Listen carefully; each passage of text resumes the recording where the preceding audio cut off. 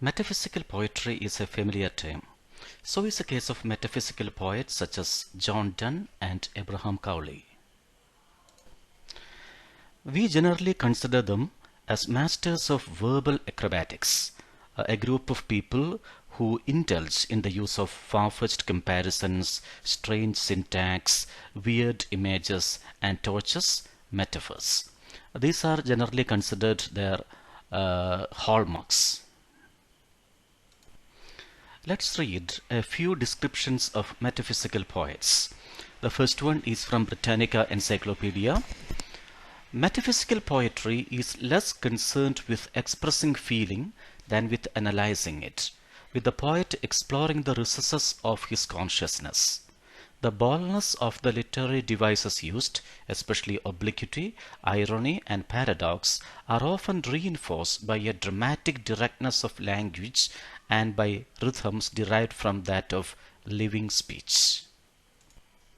John Dryden talks about John Donne. He affects the metaphysics in his amorous verse, where nature only should reign, and perplexes the minds of the fair sex with nice speculations of philosophy when he should engage their hearts. Dr. Samuel Johnson talks about metaphysical poets in general. The most heterogeneous ideas are yoked by violence together. Nature and art are ransacked for illustrations, comparisons, and allusions. Their learning instructs, and their subtlety surprises, but the reader commonly thinks his improvement dearly bought. He continues, the metaphysical poets were men of learning, and to show their learning was their whole endeavor. They neither copied nature nor life. Their thoughts were often new, but seldom natural. They are not obvious, but neither are they just. And the reader, far from wondering that he missed them, wonders more frequently by perverseness of industry they were ever found. Now we have to answer an important question. Were the metaphysical poets the only group of people who relished the use of such unusual expressions in that age? Were they an island in the ocean of normal language users? Were they such mavericks? Let's read a few lines from the living historian Niall Ferguson. As any reader of John Donne knows, the Jacobeans were inordinately fond of metaphors. Their term for colonization was plantation. In the words of Sir John Davis, the settlers were good corn, the natives were weeds. But this was more than mere social gardening. In theory, plantation was just another word for colonization, the ancient Greek practice of establishing settlements of loyal subjects out on the political margins. But in reality, plantations meant what today is known as ethnic cleansing. That's from the book Empire, How Britain Made the Modern World. It's a book I feel every student of literature has to read because of three reasons. One is, it helps us form a clear idea of how Britain emerged as a colonial power and eventually owned the largest overseas empire in the history of mankind. Secondly, the book is full of references to literature. We have people like Daniel Defoe, George Bernard Shaw, E.M. Forster, Samuel Johnson, Rudyard Kipling, Edmund Burke, and James Boswell, among others. At times, the book reads more like a history of literature. Of course, that is an exaggeration. Then, thirdly, and most importantly, this book demonstrates the potential of literature to work as authentic social histories and sources of history. So, when we look at metaphysical poetry through the perspective of history, things change, don't they? Here is another work which understands John Donne in relation to the project of overseas colonization, specifically the colonization of America. So, are we to understand that everyone in the 17th century was a master of novel verbal configurations? Not likely, but many of the educated and elite sections were. We can cautiously and conditionally say that such language structures and figurative expressions were part of the zeitgeist. The more important question is, why did people begin to use such startlingly new words and images? One thing I feel is that it was an age of expansion. Territory, space, trade, migration, knowledge, technology, everything increased on an unprecedented scale. So, as a result, people needed new tools to imagine themselves and their new experiences. H.A.L.FISHER writes that by the 15th century, Europeans had obtained a fuller and more accurate acquaintance with the earth and the sea. It was now known that the earth was round and that far away at the other end of Asia, a traveler would find China, Japan, and the Spice Islands. The Genoese had crossed the Sahara to the Sudan and in 1336 had a settlement in southern China. The Portuguese, who had learned their seacraft from Genoa, were feeling their way down the western coast of Africa. Seacraft had become a branch of exact knowledge, and in the Italian and Catalan Portolano of the 14th century had provided the mariners with scientific charts. This expansion of geographical knowledge was due only, or perhaps chiefly, to the spirit of adventure and curiosity, but also to the lure of wealth. Perhaps we can find an interesting situation in Hamlet. Hamlet describes death as an undiscovered land from which no one has ever returned. Remember, the Elizabethan age was an age of daring voyages, journeys to hitherto unknown lands. Let us read the lines. Who would faultless bear to grunt and sweat under a weary life, but that the dread of something after death, the undiscovered country from whose bourne no traveller returns, puzzles the will, etc., etc. That goes on.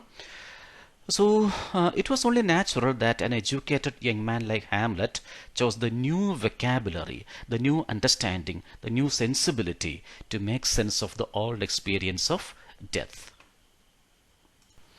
And we have to understand another thing. At times, language lags behind social and political changes. Just have a look at the slide. This is from a dictionary in 1857. It defines pornography as a description of prostitutes or of prostitution as a matter of public hygiene. But in 5 years, language catches up. The definition changes. It becomes, you can see it here, licentious painting or literature, especially the painting anciently employed to decorate the walls of rooms devoted to the Bacchanalian orgies. I took both the pictures from the internet.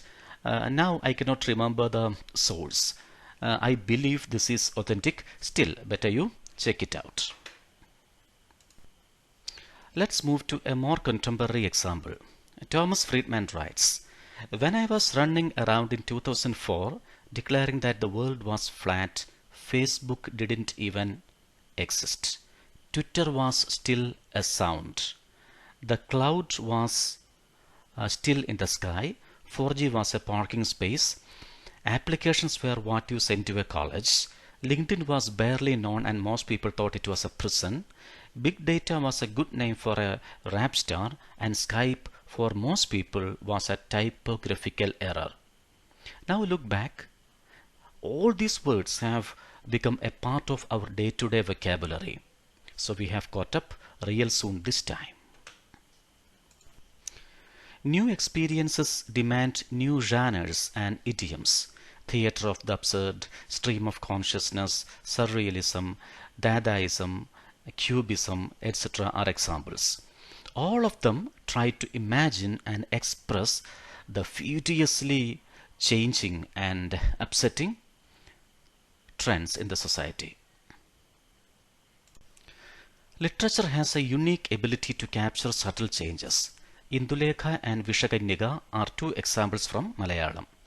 If you want to know the cognitive crisis of Nampudiris in the 19th century, nothing helps you better than the first novel, Indulekha. It discusses how the Nayars as a community embraced colonial modernity and were quick to tap the opportunities thrown up by it. It also shows how Nambudris didn't or wouldn't do this, as a result of which they found themselves incapable of optimizing the mechanisms of the age. The other novel is more interesting. It narrates the aspirations and experiences of thousands of people who migrated from Travancore to Malabar from the late 1920s. The novel was written in 1948, in a decade when the mass exodus of people was at its peak. The way in which it details the inclement political weather of Travancore and the trials of the new settlers in Malabar, all these are simply astounding. These days we have many academic studies on this process, which is called Malabar migration, but still the novel is as good as any of them, maybe better. These novels are not an exceptional case.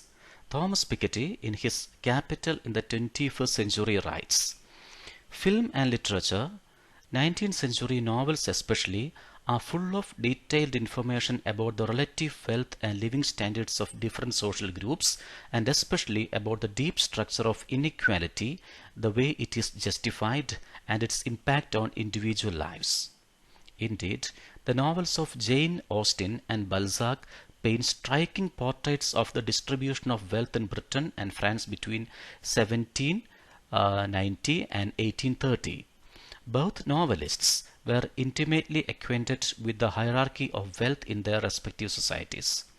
They grasped the hidden contours of wealth and its inevitable implications for the lives of men and women, including their material strategies and personal hopes and disappointments.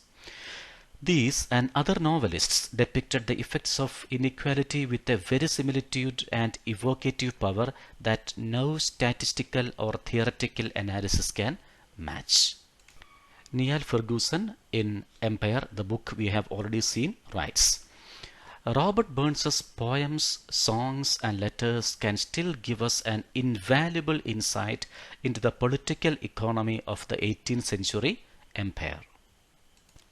So, in this way, we can look at metaphysical poetry and poets not as a group of verbal acrobats, but as a bunch of creative writers who were keen on capturing the nuances of contemporary society and to express them using the vocabulary of the day.